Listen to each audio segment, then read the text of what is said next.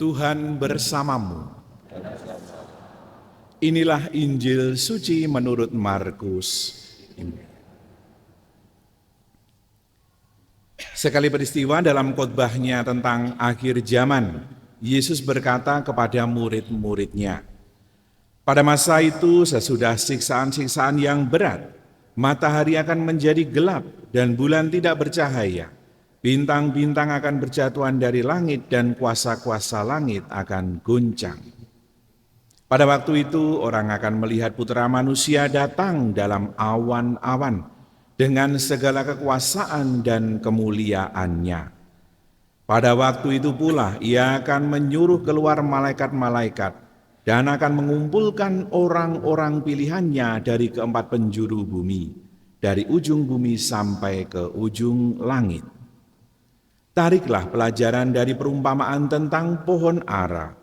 Apabila ranting-rantingnya melembut dan mulai bertunas, kamu tahu bahwa musim panas sudah dekat. Demikian juga jika kamu lihat hal-hal itu terjadi, ketahuilah bahwa waktunya sudah dekat, sudah di ambang pintu. Sesungguhnya aku berkata kepadamu, orang-orang zaman ini tidak akan berlalu sebelum semuanya itu terjadi. Langit dan bumi akan berlalu, tetapi perkataanku tidak akan berlalu. Tetapi tentang hari atau saatnya itu, tidak seorang pun yang tahu. Malaikat-malaikat di surga tidak, dan Putra pun tidak, hanya Bapa yang tahu. Demikianlah sabda Tuhan. Terpujilah.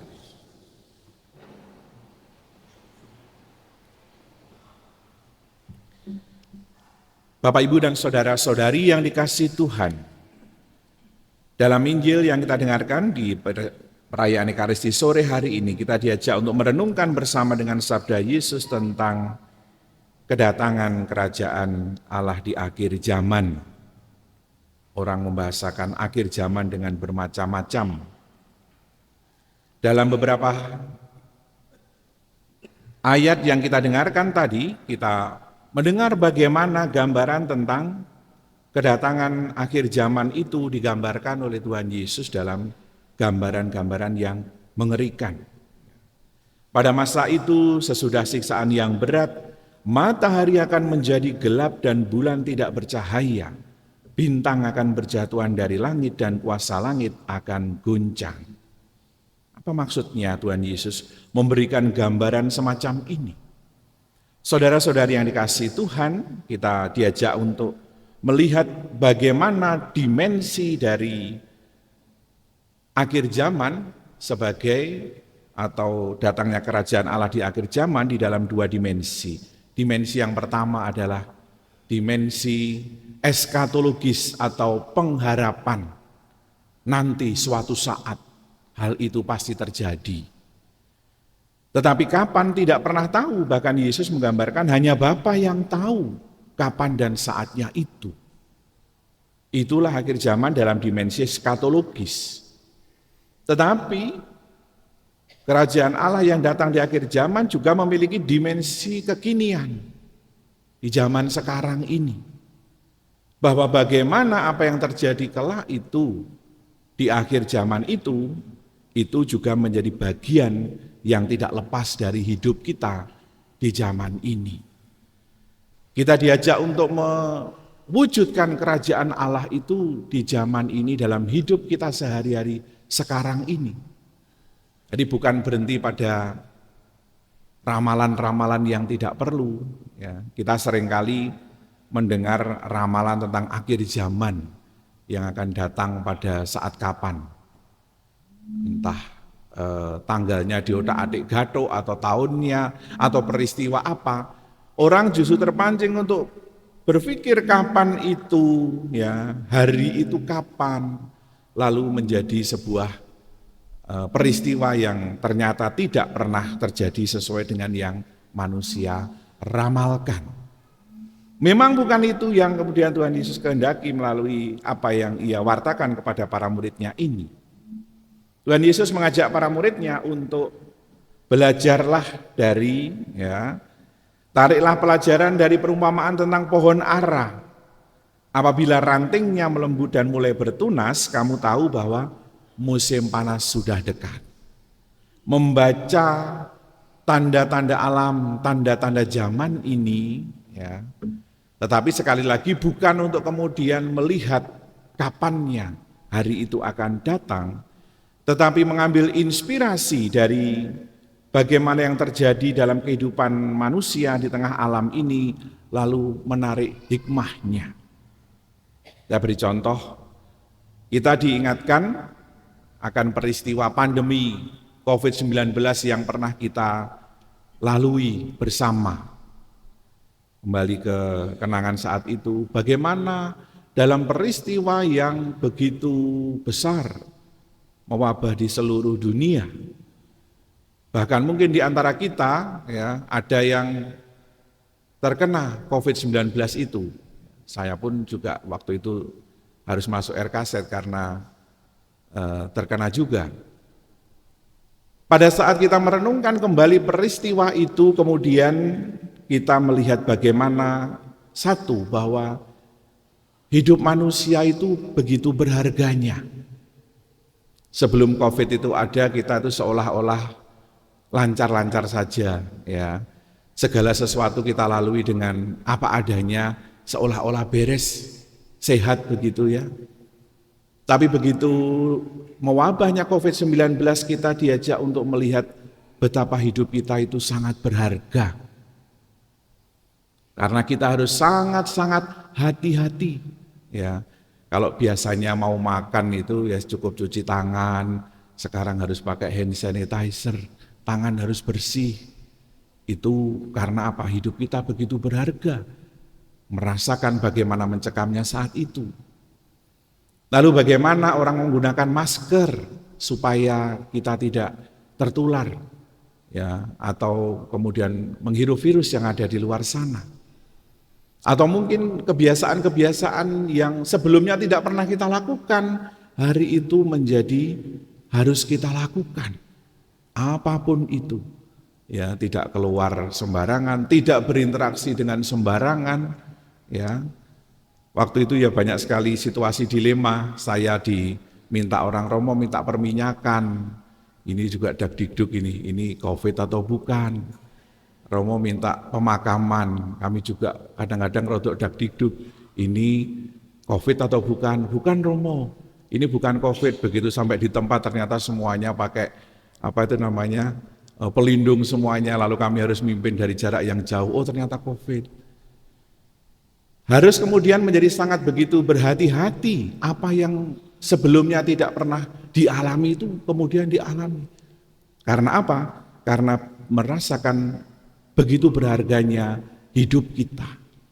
Ya, karena begitu banyak nyawa yang hilang, yang meninggal karena apa? Karena COVID ini. Yang mencekamnya kalau malam dengar bunyi sirene ambulan ke sana kemari, ya. Lalu kalau kemudian kita menyadari itu, kita kemudian diajak untuk sungguh merenungkan betapa berharganya hidup kita. Masing-masing dari kita harus menjaga diri, menjaga hidup kita. Renungan yang kedua yang kemudian mengalir dari peristiwa itu adalah apa? Bahwa manusia ternyata begitu kecilnya di hadapan Tuhan. Kadang-kadang kita tidak berpikir itu.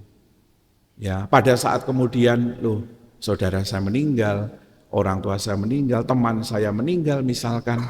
Pada saat itu tanpa kita kemudian bisa melayat mereka karena situasi dan sebagainya, renungan kita sampai pada sebuah titik kesadaran bahwa hidup kita begitu kecil, hidup kita begitu lemah, hidup kita begitu lembut di hadapan Allah yang begitu besar akan hidup ini. Dan saat itu pula lah kemudian kita menyadari betapa pentingnya saya menjaga hidup saya. Dalam peristiwa itu kemudian kita disadarkan menjaga hidup kita yang berharga itu dan juga menjaga kehidupan itu karena kita begitu kecil di hadapan Tuhan, maka kepada Dia pula kita mengharapkan pertolongan dan perlindungan. Itulah saudara-saudari yang terkasih, satu peristiwa yang kita lalui dalam sejarah hidup manusia, yaitu peristiwa pandemi COVID-19. Dari situ kita diajak untuk dua hal tadi. Yang pertama, menghargai hidup kita di tengah dunia ini dengan segala kehati-hatian. Lalu yang kedua, menyadari betapa besar Tuhan yang berkuasa atas hidup kita manusia yang begitu kecil ini. Dan dari situ kemudian muncul hikmah bahwa bagaimana kemudian cara kita menjaga hidup kita. Tentu peristiwa itu kemudian mengingatkan kita bahwa hidup kita ini bukan sebuah peristiwa jasmani saja. Hidup kita bukan hanya peristiwa menjaga kesehatan, tetapi juga menjaga secara rohani di hadapan Tuhan yang maha besar. Hidup kita yang begitu kecil dihadapkan kepada kuasa Tuhan yang luar biasa, yang membuat kita harus taat kepadanya di dalam hidup di tengah dunia ini. Nah, dari sini Bapak Ibu Saudara-saudara yang terkasih, kita diajak kemudian sekarang mulai untuk kemudian menyadari sungguh bahwa hidup kita begitu berharga. Mari kita wujudkan dalam kehidupan sehari-hari itu. Penantian akan akhir zaman bukan mencari tanggalnya kapan, bukan mencari waktunya kapan, tapi lebih pada apa? Menjaga hidupku ini untuk senantiasa apa? Sehat secara jasmani dan juga baik secara rohani. Kita diingatkan melalui peristiwa pandemi itu bahwa hidup kita ini bukan hanya sebuah peristiwa jasmani saja, ya. Karena apa? Saat itu kita tahu obat pun ternyata tidak selalu bisa menolong. Dokter pun ternyata tidak selalu bisa membantu. Hanya Tuhanlah yang kemudian kita mampu berharap. Dan pada saat kemudian kita sampai kepadanya, kehidupan kekal itu mengharapkan dari kita adalah apa? Iman yang kuat, iman yang baik, dan hidup yang baik. Nah, saudara-saudari yang terkasih, dalam Injil hari ini Tuhan Yesus mengungkapkan bagaimana kedatangan kerajaan Allah di akhir zaman itu bukan untuk memberi gambaran yang menakut-nakuti kita, bukan untuk kemudian membuat kita menjadi takut akan kehidupan ini, tetapi menjaga hidup kita. Sebagai insan yang diciptakan oleh Allah, hidup kita harus senantiasa dijaga di dalam apa? Segala kebaikannya, baik jasmani maupun rohani. Mari kita jalani kehidupan kita dengan berjaga-jaga. Bahwa apa? Bahwa hidup kita ada di tangan Tuhan. Mari kita selalu menjaganya agar selalu di jalan Tuhan. Berkat Tuhan melimpah untuk kita semuanya. Amin.